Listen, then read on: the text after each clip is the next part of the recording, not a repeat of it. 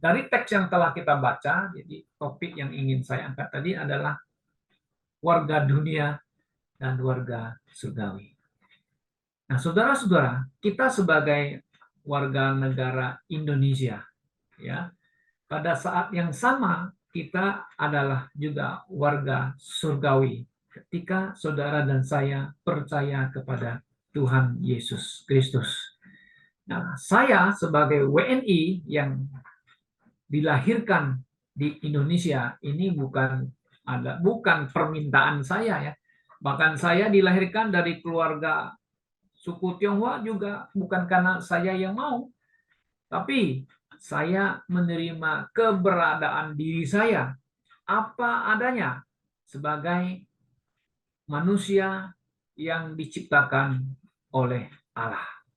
Nah, saya tentu bersyukur ya saya dilahirkan di Indonesia.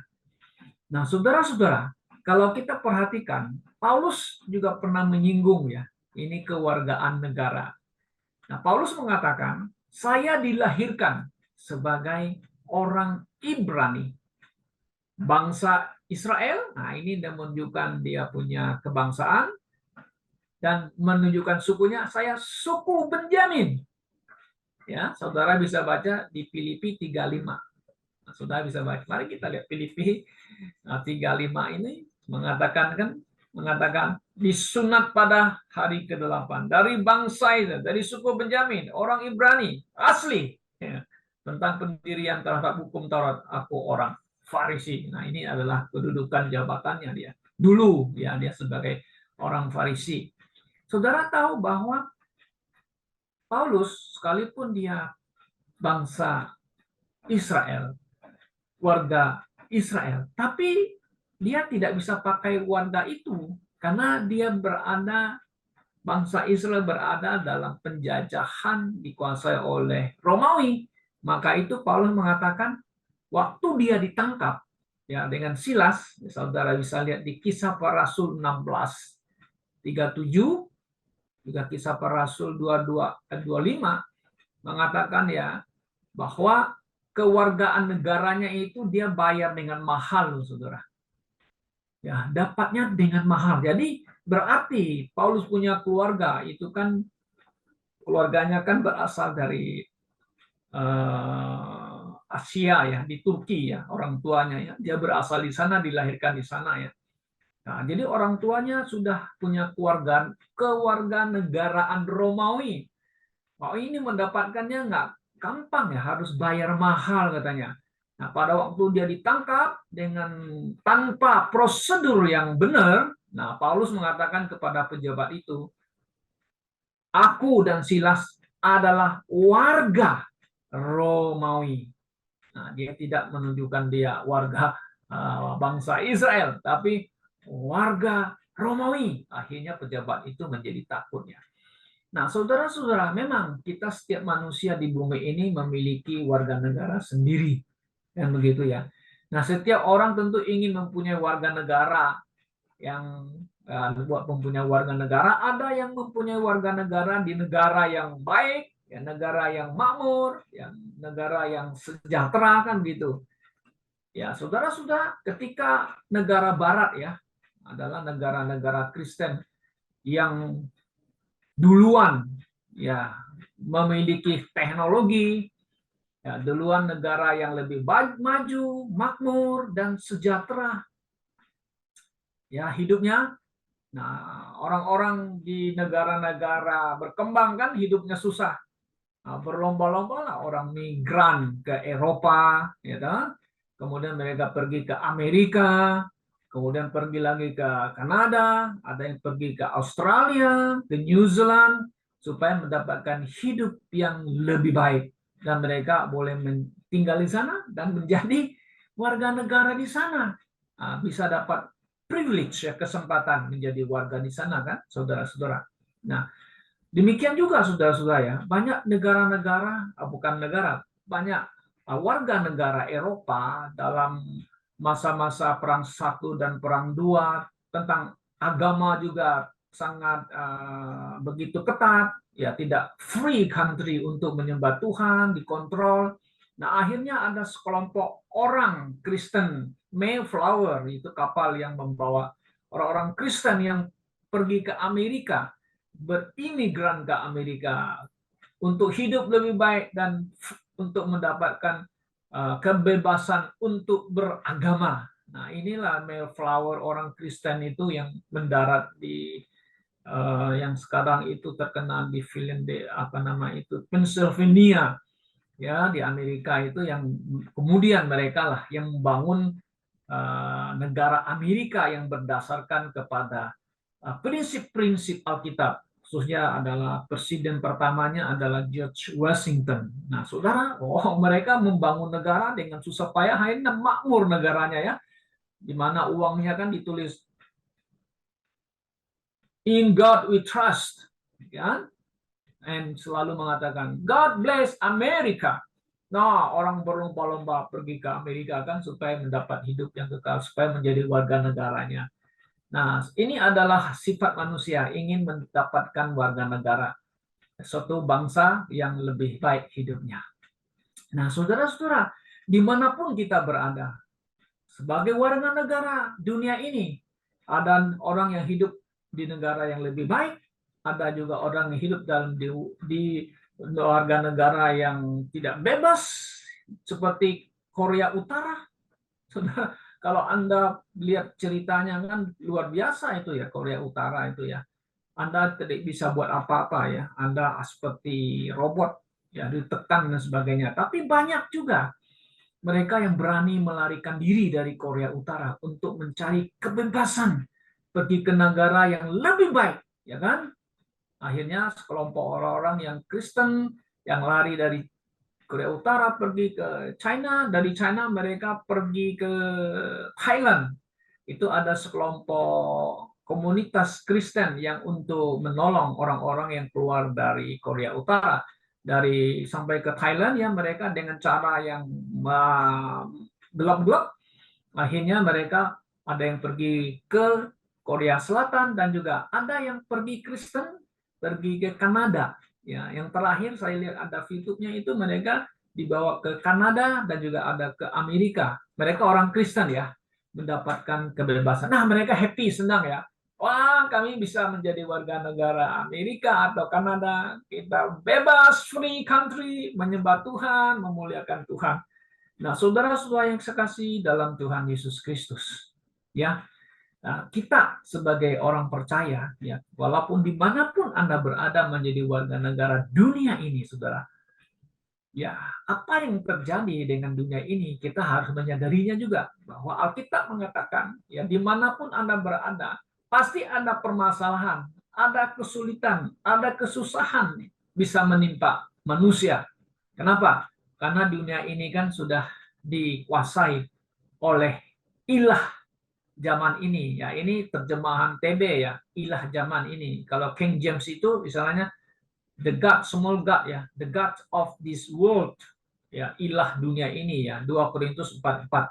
Anda bisa, ya, bayangkan, ya, iblis yang menguasai, ya, dunia ini, tapi dia tidak total menguasai, tapi ada yang mengontrol, menguasai, ya, tentu adalah Tuhan Allah kita, ya.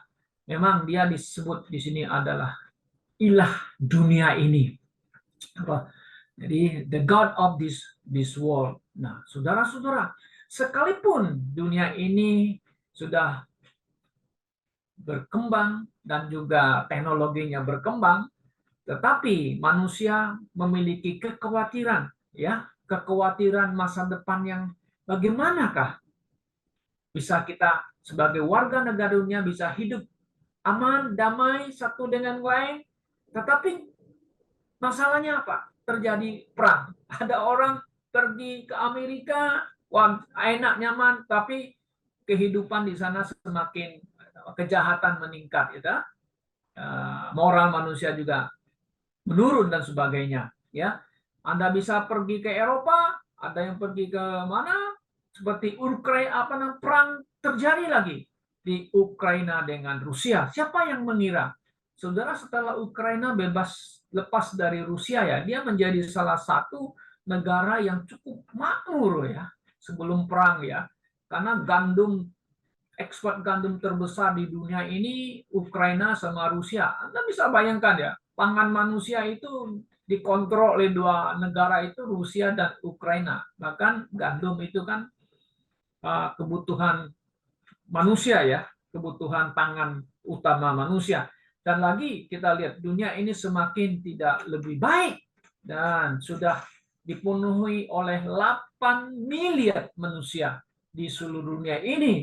Bisa bayangkan ya gimana caranya ya negara-negara berusaha supaya mencukupkan pangannya untuk makanan rakyatnya ya. Tapi ada kekhawatiran saudara-saudara bahwa negara dunia ini bukan bertambah lebih baik.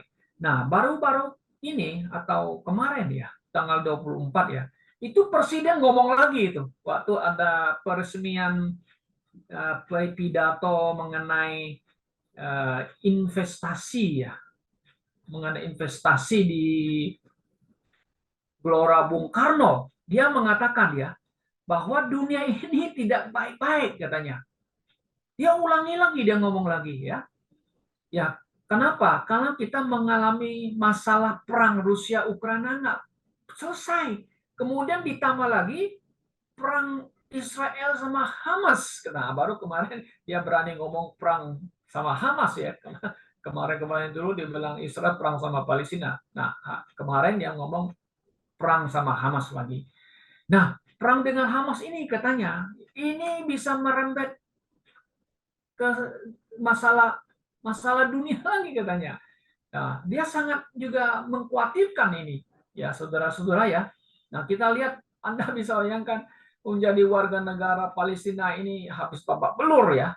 Nah, di Israel juga kan ada sebagian warganya kan dibunuh kan oleh ya, Hamas begitu ya. Nah, saudara-saudara yang saya kasih dalam Tuhan Yesus Kristus ya. Nah, ini adalah keadaan dunia. Bahkan Pak Jokowi dia mengatakan juga sudah ada 12 negara itu stop mengirim pangan, tidak ekspor.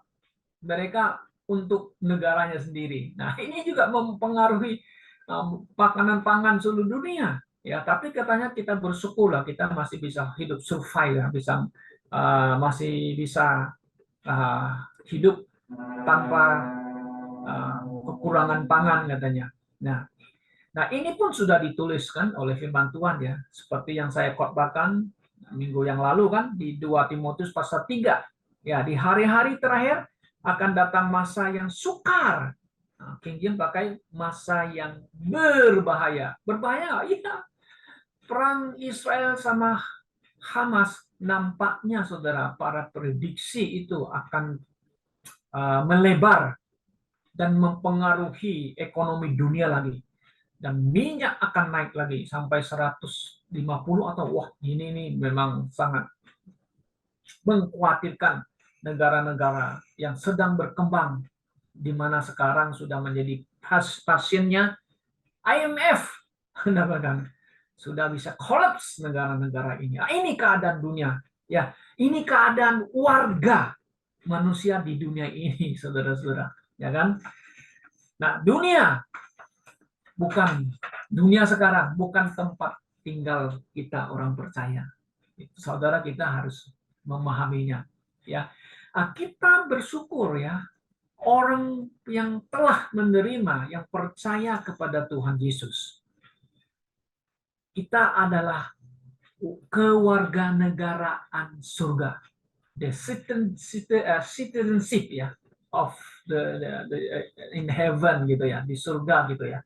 Dulu kita ini jauh, kita bukan bangsa Israel. Kenapa ada akan disebut lagi bangsa Israel ini seperti Paulus menyebut ya. Nah, coba kita lihat di Filipi di Efesus pasal 2 ayat 12. Nah, Efesus pasal 2 ayat 12. Ya, ini ada menyangkut mengenai warga negara Israel ini. Coba saudara perhatikan ya. Di ayat yang ke-12 mengatakan, Paulus mengatakan ya, dulu katanya, kita bukan orang Yahudi. Nah, berarti ini adalah orang Kristen ya kita ini ya. Saya, saudara, kita ini bukan orang Yahudi. Ingat, orang Yahudi itu adalah orang yang telah mendapatkan janji-janji Tuhan itu melalui Abraham, Ishak dan Yakub, ya, mereka yang menerima janji dari Tuhan, mendapatkan janjian dari Tuhan, ya, begitu mendapatkan privilege sebagai warga Israel, pilihan Tuhan, begitu. Nah, Paulus mengatakan, dulu kita tanpa Kristus, katanya, tidak termasuk warga negara Israel. Kenapa disebut lagi sebagai warga negara Israel, ya? Ini pasti ada hal-hal yang berkat-berkat rohani dan maupun berkat jasmani yang Tuhan sudah janjikan kepada umat Israel, ya, bahwa mereka akan mendapatkan tanah Kanaan, tanah yang penuh dengan susu dan madu, kan begitu. Nah, kemudian kita lihat saudara-saudara bahwa dulu kita ini jauh, ya, sekarang sudah dekat. Karena apa? Karena Yesus Kristus yang mempersatukan kita. Nah, apa yang Paulus katakan di sini, ya, kita dipersatukan. Nah, bukan Yahudi dan bukan orang asing, tetapi kita adalah kawan warga dari orang-orang kudus, ya, dan anggota-anggota keluarga Allah. Nah, kenapa? Sebab Tuhan Yesus telah mempersatukan kita. Tidak ada lagi perbedaan. You orang Yahudi, saya bukan orang Yahudi, tapi orang Yahudi dan non-Yahudi telah diperdamaikan, disatukan karena Yesus Kristus. Karena Yesus itu adalah mediator, ya kan? Mediator. Ya, menjadi penghubung antara kita dengan Allah, dan juga dia adalah yang mempersatukan orang Yahudi dan orang non-Yahudi menjadi kawanan warga dari orang-orang kudus dan juga anggota-anggota keluarga Allah. Dengan kata lain, kita adalah warga surgawi. Nah, saudara-saudara yang saya kasih dalam Tuhan Yesus. Nah, kita kembali ke teks yang kita baca tadi di Filipi pasal 3. Nah, sebagai warga dunia dan sebagai kewarganegaraan surgawi, kan gitu. Nah, Paulus ingin supaya di ayat yang ke-18, coba saudara perhatikan ayat 18, ya, mengatakan, karena seperti yang telah kerap kali kukatakan kepadamu, dan yang mana ini? Kita baca di Filipi pasal yang ketiga ayat 18. Filipi, ya. 3 ayat 18.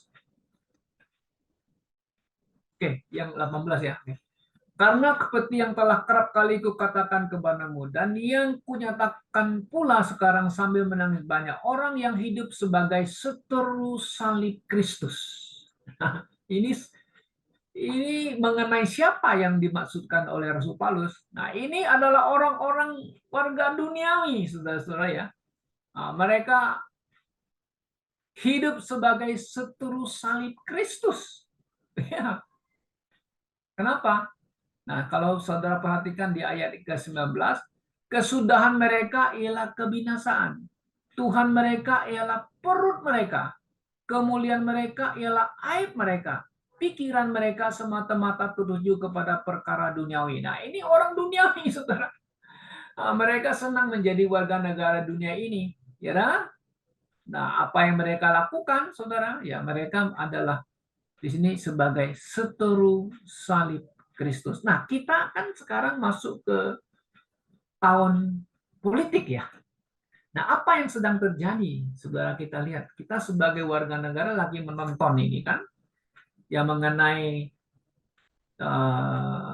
calon presiden dan calon wakil presiden yang diusung oleh para partai-partai pendukungnya, saudara-saudara. Nah, ada hal-hal yang kita lihat ini, apa yang mereka sedang lakukan itu, ya kan? Nah, banyak hal-hal yang mereka lakukan. Perbuatan mereka itu semua adalah hal-hal duniawi, mencari kekuasaan dengan cara-cara yang tidak, tanda kutip, yang nggak baik, kadang mengatakan yang tidak etis dan sebagainya. Nah, ini sangat jelas, saudara-saudara. Nah, memang bertolak dengan ajaran-ajaran prinsip-prinsip kebenaran firman Tuhan. Karena urusan dunia ini, urusan negara ini ya memang adalah urusan makan dan minum. Kalau urusan kerajaan atau surgawi, kerajaan surga itu bukan urusan makan dan minum, gitu. Nah, kalau di sini Anda perhatikan musuh salib Kristus, mereka adalah memikirkan apalah isi perut di sini, kemuliaan, jabatan. Nah, pikiran semata-mata tertuju kepada perkara dunia ini. Nah, saudara-saudara, sebagai warga negara Indonesia kita, nah kita sedang menghadapi keadaan masa-masa tahun politik yang sedang berkompetisi ya untuk bisa menang menjadi presiden dan wakil presiden. Mereka akan menawarkan banyak hal pada warganya, ya.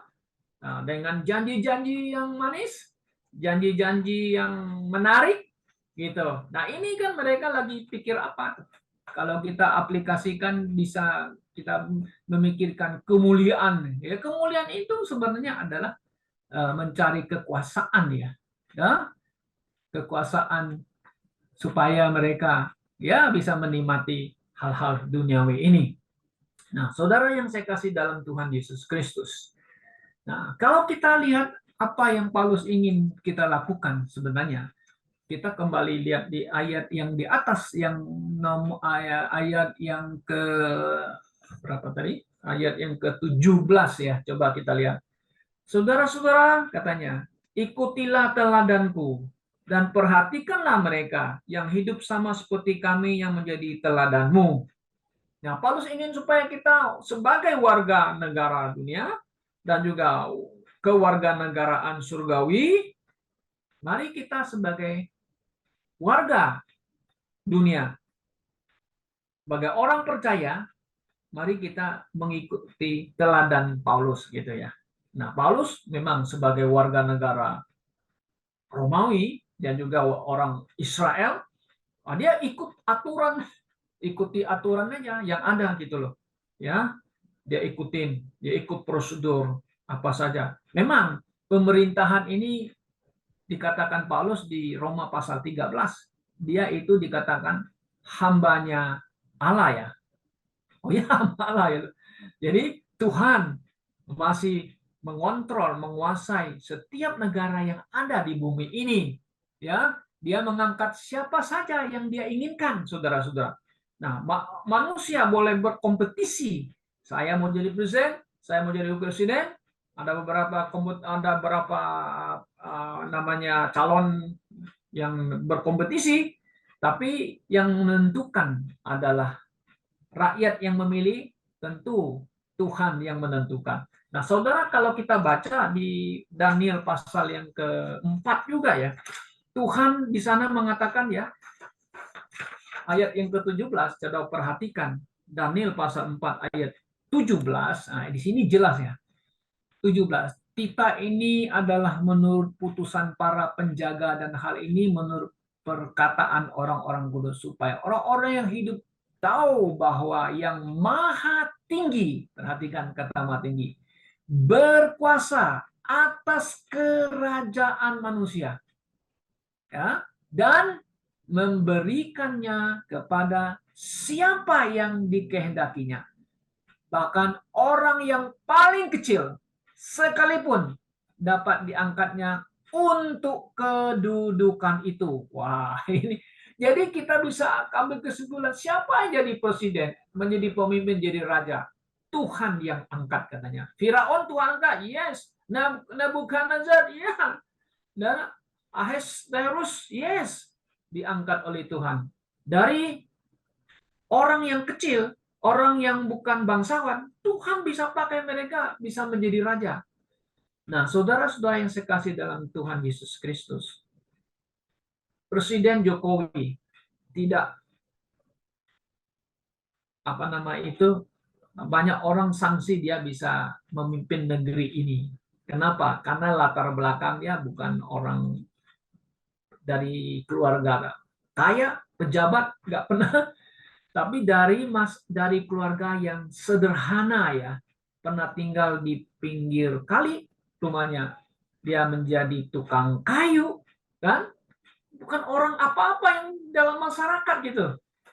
Nah, kenapa bisa terpilih? Kita mengatakan sebagai orang Kristen yang percaya Tuhan Yesus, saya percaya bahwa Tuhan Allah ya menginginkan dia menjadi presiden Republik Indonesia, dan mereka yang tidak percaya Tuhan pun yakin itu, katanya yang di atas istilahnya. Nah, kata di atas itu yang maha tinggi ya, yang memberikan kepadanya jabatan. Betul nggak? Tidak, betul, tidak ada salahnya, sesuai dengan Alkitab firman Tuhan, saudara-saudara ya. Tapi permasalahan yang terjadi, kita lihat ya, ya tidak cakep, saya bilang, mencari kekuasaan dengan cara-cara yang tidak fair, kita mengatakan ya, you, tidak fair gitu. Apalagi mengenai anaknya kan jadi wakil presiden gitu ya. Nah, hak jengkok, not very good gitu ya. Nah, saudara, nanti mainnya siapa yang terpilih, Tuhan yang akan tentukan, tetapkan. Nah, inilah yang terjadi, saudara ya, bahwa dunia ini dunia yang penuh dengan kekacauan, dunia yang ya tidak baik, baik saja gitu ya, dan dunia yang akan masuk ke dalam masa-masa kesusahan. Nah, sebagai orang Kristen, Paulus mengatakan, you ikut teladanku ya.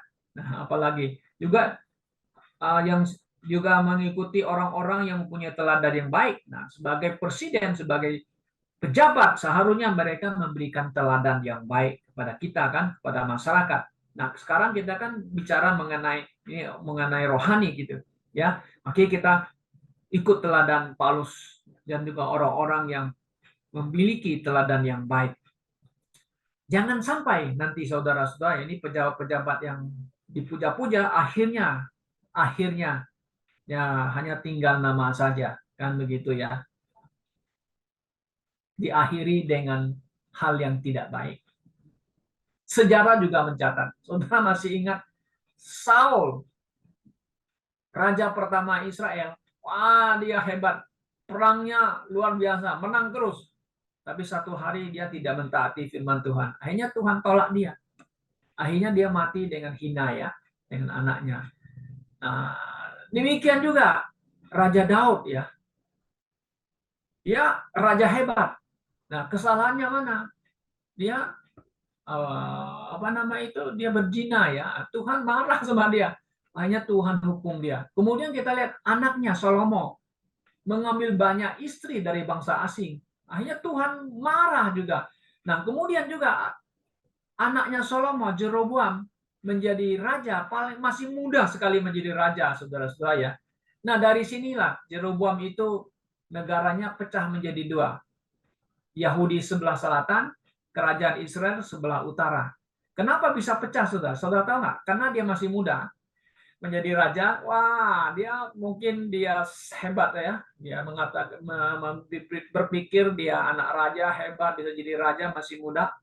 Kemudian dia bertanya kepada tua-tua, senior, ya bagaimana supaya ini rakyat ya supaya bisa sejahtera dan sebagainya, dan supaya mencintai rajanya. Yang senior-senior ngomong, kamu jangan kasih banyak beban, jangan kasih banyak pajak gitu. Nah, kamu harus turunkan supaya rakyat senang sama kamu gitu. Dia bilang oke. Lalu dia pergi cari lagi orang-orang sebayanya, itu anak-anak muda. Nah, sekarang kita mengatakan milenial lah, gitu ya. Anak-anak milenial gitu ya. Dia tanya mereka, kawan-kawan, ini ada persoalannya gimana ya? Yang senior katanya janganlah kasih pajak berat sama rakyat, katanya ya. Kan mereka bisa marah gitu. Wah, temannya, kalau you potong pajaknya nggak kasih, nanti kamu tidak bisa happy, bisa apa nama itu menikmati gitu ya, karena pembayar pajaknya kecil gitu.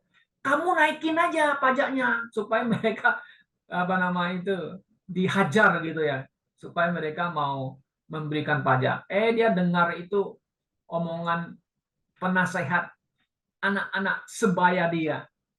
Maka itu terjadilah pemberontakan. kerajaannya pecah.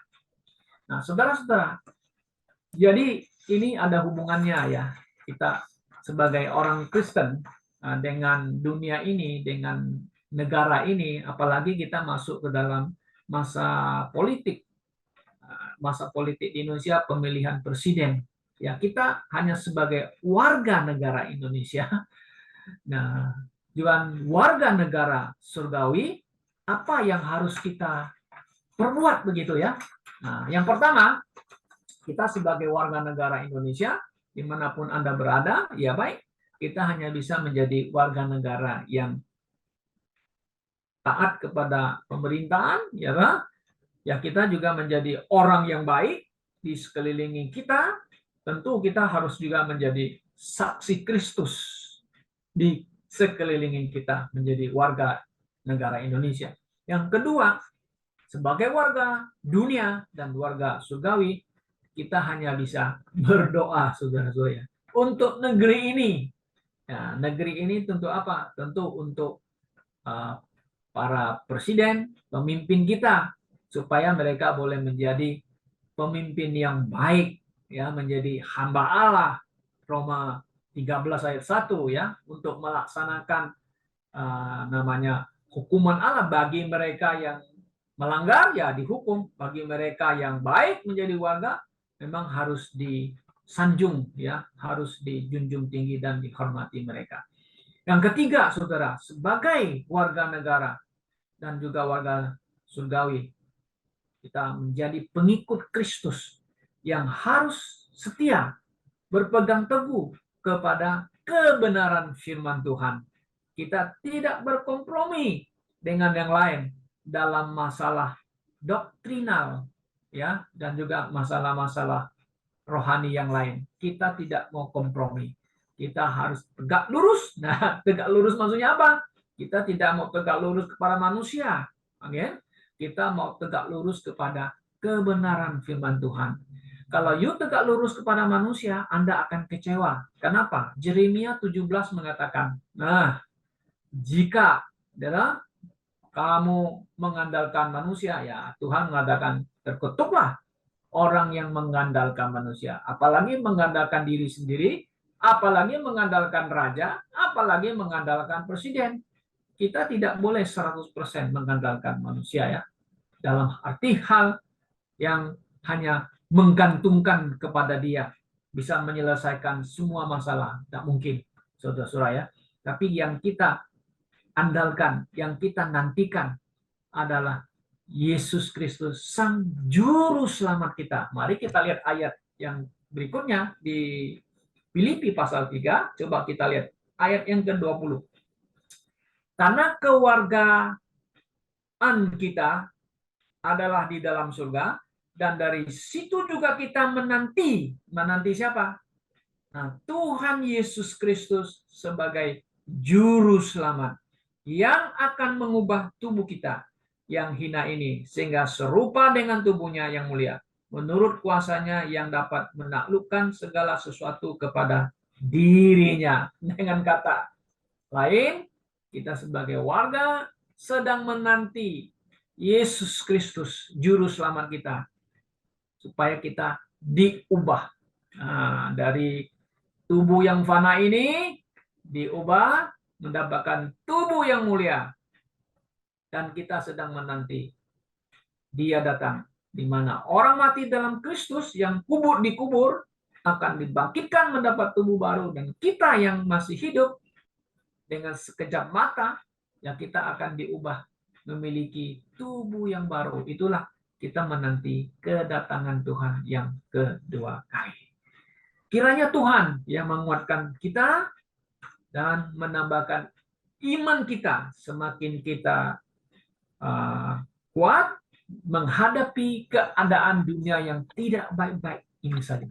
Apalagi masalah pemilu ini, banyak orang khawatir bisa terjadi kerusuhan atau apa saja. Hanya kita bisa mohon, Tuhan kuatkan kami dalam menghadapi keadaan dunia ini. Kiranya Tuhan memberkati kita semuanya. Amin. Mari kita berdoa.